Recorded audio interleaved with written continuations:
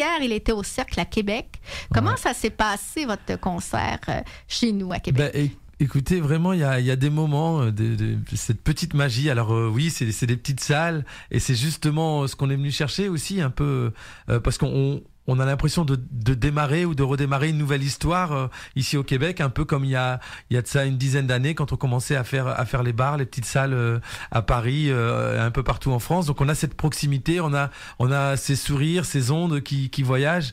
Et il y a eu quelques moments magiques où à la fin du concert, la scène est encerclée par le public, donc il n'y a pas de loge derrière. Enfin voilà, et les gens ne vous laissent pas partir. Donc voilà, c'était juste un vrai plaisir et un vrai bonheur, quoi, ces deux concerts. Avez-vous l'impression de repartir à neuf un peu? Ouais, c'est un peu ça, et on retrouve et nous-mêmes, ça nous donne beaucoup d'énergie parce que on retrouve, j'allais dire, cette innocence des débuts, quand il faut y aller, quand il faut aller chercher les gens, quand on commence le concert en se disant tiens. En ayant ce trac, en se disant est-ce que les gens nous connaissent pas, est-ce qu'ils sont venus pour nous ou pas, comment ils vont réagir à telle chanson, parce qu'on sait pas comment, on sait comment nos chansons résonnent en France, mais le contexte ici est très différent, donc on sait pas comment elles vont résonner chez le public québécois, donc on se pose toutes ces questions qui nourrissent ce trac, qui est quelque chose de à la fois très excitant aussi, parce qu'il faut y aller et donc ouais, c'est sûr que c'est un peu ce ressentiment-là, ouais. Votre nouvel album a pour titre L'Empire de papier. Il n'est pas encore en distribution au Québec. Ça s'en vient, donc on devrait pouvoir se procurer un exemplaire d'ici quelques semaines, quelques mois. Ouais, l'idée c'est qu'on est en train de préparer cette venue, c'est aussi de prendre tous ces contacts, de faire cette connexion. On est là ici avec Katia de l'agence Capé qui nous a fait venir ici, qui a organisé cette petite tournée, aussi pas mal de promos qui nous permet de nous voir là, de parler de ce qu'on fait, d'attiser un peu la curiosité, que ce soit du public ou des professionnels. Donc c'est un peu ce travail de fond qu'on est venu faire ici, ouais. Et sur l'Empire de papier, vous abordez plusieurs sujets à caractère social.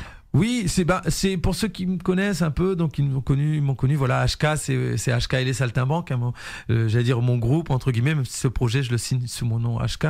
Ils nous ont connus avec la chanson On lâche rien, qui a résonné dans les manifs en France, et je crois savoir aussi parce qu'on nous a envoyé quelques vidéos ici même au Québec quand il y a eu les manifestations étudiantes du printemps érable, voilà. Et donc du coup on est connu et reconnu pour être moi je suis reconnu comme étant un artiste engagé, socialement, mais j'oublie jamais cette idée, on se bat pas contre des choses qui nous révoltent, qui nous indignent, mais pour des choses qu'on aimerait voir arriver, des rêves, des idéaux, des choses auxquelles on croit, des alternatives, un autre chemin. Voilà, c'est toujours cette idée d'être dans cette révolte positive et joyeuse et musicale, parce que notre tribune elle est artistique, on est des musiciens, on est des saltimbanques. Nous ce qu'on aime c'est de partager des moments comme hier soir au cercle, quoi, où on chante, on danse, où on est ensemble avec toutes nos différences, quoi. Donc c'est lancer un message positif aux gens. Voilà, c'est positif et engageant, quoi. C'est donner envie de s'engager pour créer des petits changements, chacun de nous, autour de nous. Voilà, c'est ces petites choses et c'est la somme de toutes ces petites choses qui pourra contribuer à ce qu'on puisse, améliorer, j'allais dire, notre quotidien, les choses, être plus fraternel, bienveillant. Et la musique, c'est un vecteur formidable pour ça, quoi. Puis d'ailleurs, les sonorités, il y a plusieurs sonorités reggae. On va dans le folk, mais il y a beaucoup de reggae sur votre album. Ouais, mais oui, je suis aussi un petit peu un lointain enfant de Bob Marley. Voilà, j'ai été nourri à ça, j'avais ça dans le biberon matin, midi et soir. C'était ça, quoi. J'ai les grands frères et les grandes sœurs qui écoutaient Bob Marley, qui m'ont transmis le virus. Donc, il y a du reggae, mais il y a aussi du folk. Il y a plein d'influences, un peu world. Voilà, il y a une essence africaine au fond, qui est là-bas quelque part au loin, parce que moi je suis français, je suis né en France, dans le nord de la France, je suis un ch'ti comme on dit, mais je suis fils d'immigrés algériens, kabyles, donc qui ont traversé la Méditerranée, donc il y a aussi un peu de ça dans mes influences musicales. Puis est-ce que vous remarquez en tant que fils d'immigrés algériens, est-ce que vous remarquez des changements en France?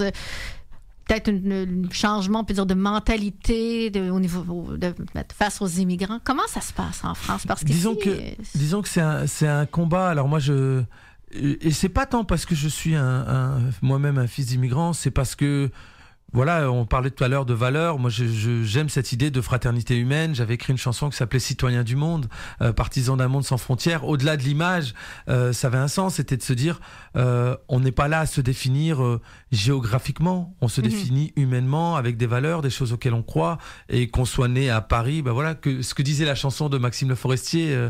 On choisit pas ses parents, on choisit pas sa famille, on choisit pas les trottoirs de Paris, de Manille ou d'Alger pour apprendre à marcher.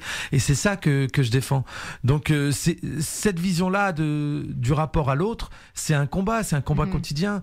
Alors c'est vrai que je suis assez partie prenante dans la défense des réfugiés, ces gens qui fuient des pays en guerre, des situations juste intenables, insoutenables, et qui sont dans la survie, et qui arrivent en Europe, en France, et souvent qui ne sont pas traités comme des êtres humains. Donc je suis dans ce combat-là, mais parce que eux, c'est les réfugiés d'aujourd'hui, mais c'était nous hier, ou alors ce seront nos enfants demain.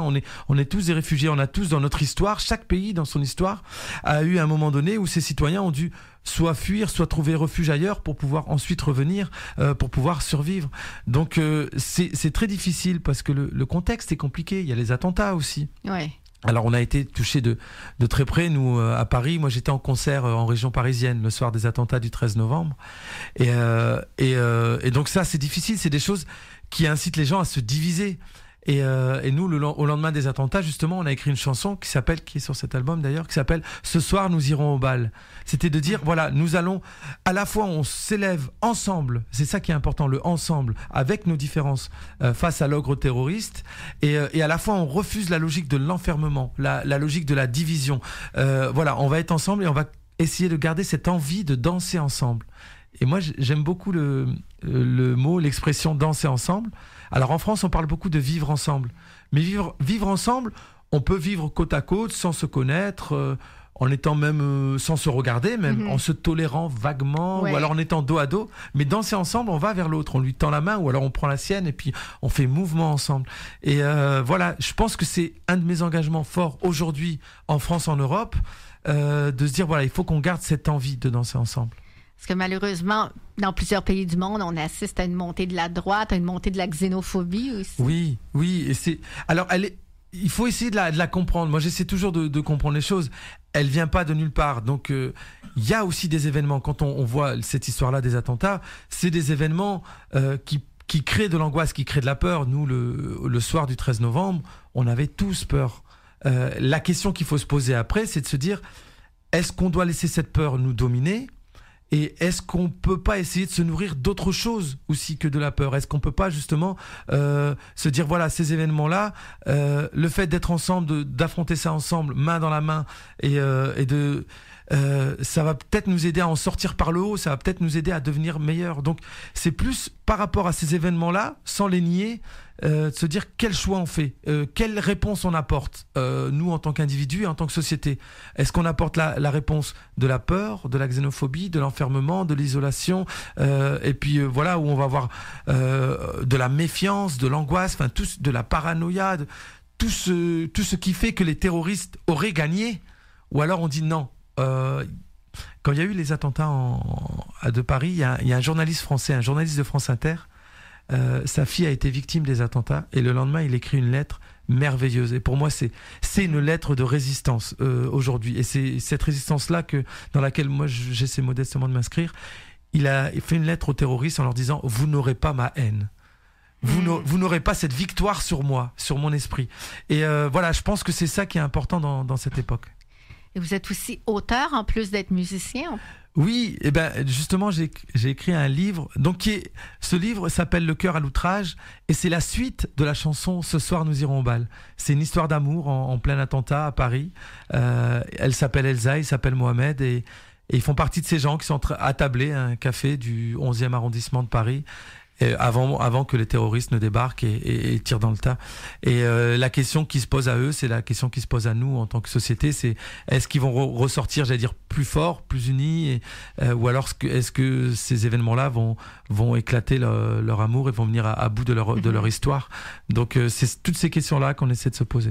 Et le livre n'est pas encore disponible au Québec. Ça peut sortir à peu près en même temps que l'album? Voilà, on essaie de travailler au fait que l'album, L'Empire de papier, et le livre Le cœur à l'outrage, puissent être disponibles. On l'espère, en tout début d'année prochaine au Québec. Et comme ça, la prochaine fois qu'on vient, si tout va bien, sans doute l'été prochain, peut-être, il y a des choses qui commencent à se construire petit à petit. Voilà, l'album et le livre seront disponibles ici à Québec. Et il y aurait des spectacles à l'été. Eh bien, on espère. Alors, on est ici avec Katia. Alors, je ne sais pas si elle veut dire un petit mot, peut-être, de l'agence Capé qui nous a fait venir ici. Oui, bonjour. Bonjour, Katia. Oui, salut Julie.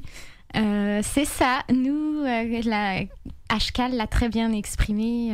Son séjour cette semaine était de reconnecter avec le territoire pour justement aller vers le développement du projet HK au Québec, en Amérique du Nord. Et puis, on a fait une petite tournée en salle ces derniers jours.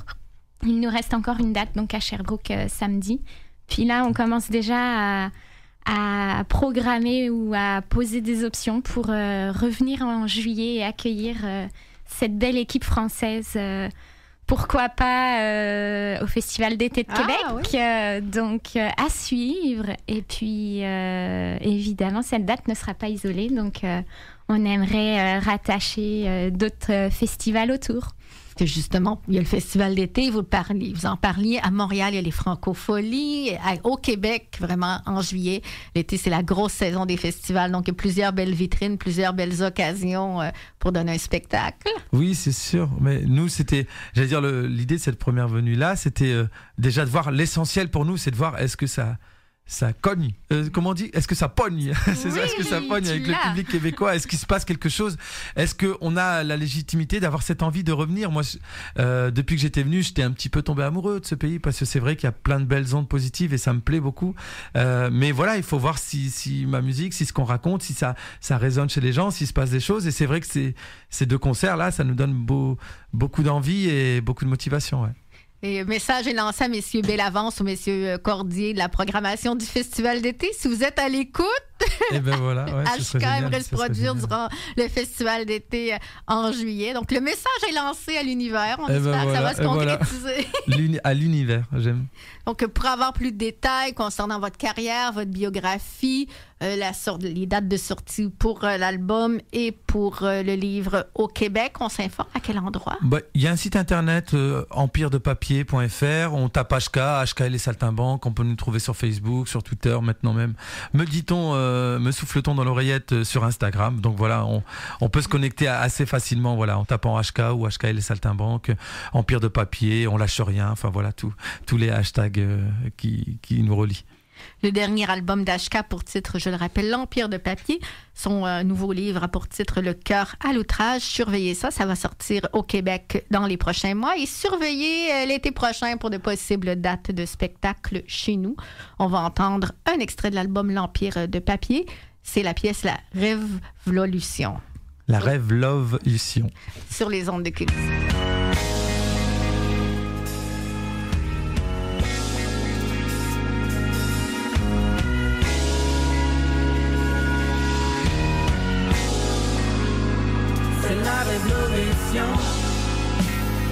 C'est la révolution, par-delà les nations, c'est la révolution. Cette nuit j'ai rêvé de nous, de notre révolution. Oui, ce rêve était fou, autant que nous l'étions. Nous étions décidés à sortir de l'ombre. Nous avions les idées, pour nous la force du nombre. Nous nous étions levés, nous partions en mission.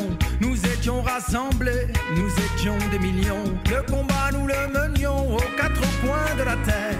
Nous ne reconnaissions ni leur nation ni leurs frontières. Chacun de nous portait sa couleur, son histoire. Nos différences étaient tellement dérisoires. Sans compromission, nous savions qui nous étions.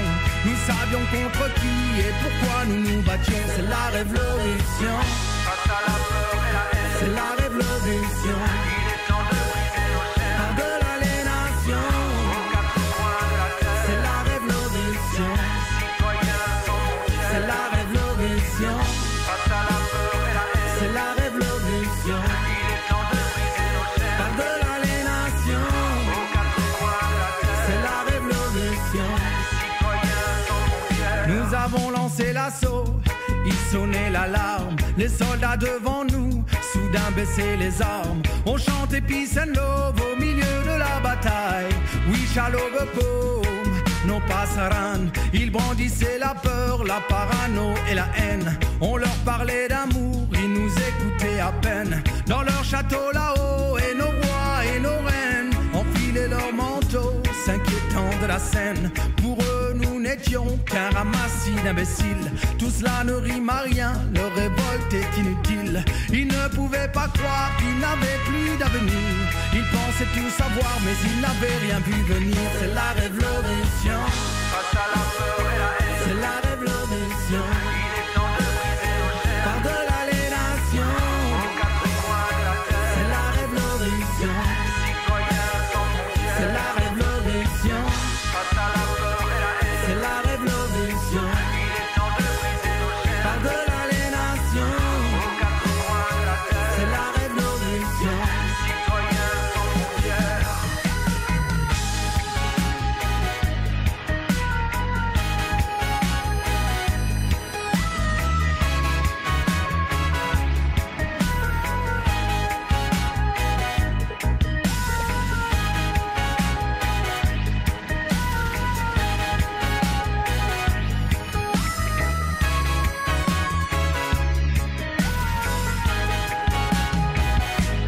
Soyons des poètes, soyons des pirates, car la vie est trop courte pour ne jamais se battre, pour ne jamais écrire, pour ne jamais aimer, pour ne jamais sourire, pour ne jamais danser. Comme dans ce rêve, levons-nous et prenons tout entière notre part au combat, notre part de lumière, notre part de bonheur, notre part d'insouciance, notre part de labeur, de besogne et de souffrance. Ce qui nous est permis, ce qui nous est offert, dans un monde endormi où tout est à refaire. Notre part, rien de plus, notre aller sans retour, notre part de sueur, de passion et d'amour. C'est la révolution.